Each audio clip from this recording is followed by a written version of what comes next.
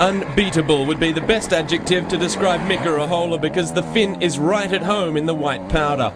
Ahola won every time sector of the day to go on for a 43-second victory.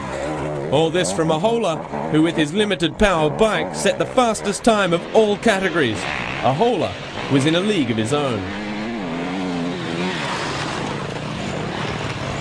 I'm surprised that I'm so fast.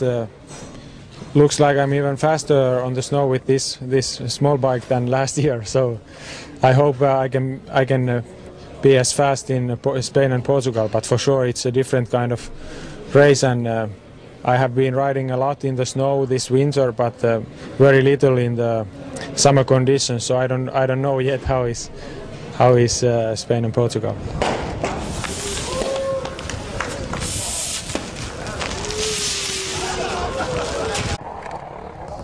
The big news on the opening round was the win, though, for local hero Joachim Ljunggren. Riding the all-new Husaberg, the 2007 Junior World Champion gave the veterans in E2 something to think about in winning in his first outing amongst the big boys.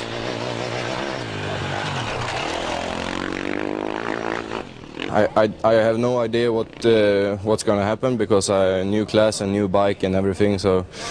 But I like this condition very much, and I was fighting until the last test, and Mio made some mistakes, and I was doing really good, so I'm very happy.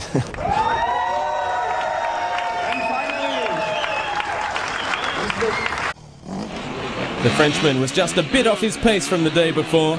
He had visibility problems when the snow began to fall in the timed sectors. Ahead of Germain were two specialists when it comes to these unique conditions. Niklas Gustafsson, who had a fine run last year in Sweden, taking 5th, while Eero Remes took another strong run to claim 4th on Sunday.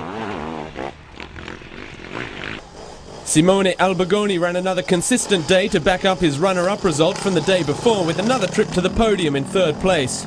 18 seconds adrift from the highest placed non-Scandinavian in E1, Ivan Cervantes.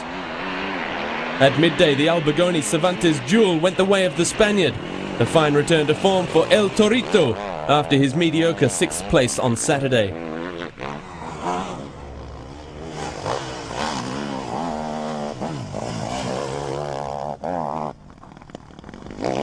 But on day 2, everyone got a riding lesson from Mika Ahola.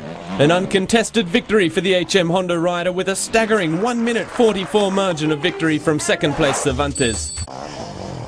The odds-on favourite for the title was back on form on day 2, fast everywhere. The Finn ran an error-free day to take his first win of the new season and give the rest food for thought.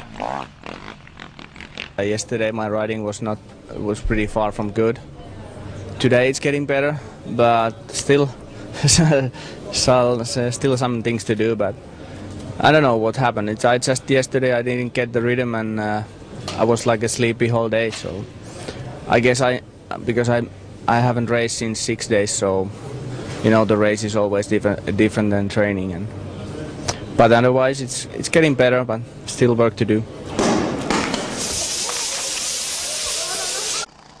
Marko Takala had himself an event-filled day. The factory KTM star fell off his bike early in the day and dropped time. As the terrain began to tear up, Takala gained spots, and it was in a very tricky Enduro test on the final loop of the day that he managed to move into 2nd place.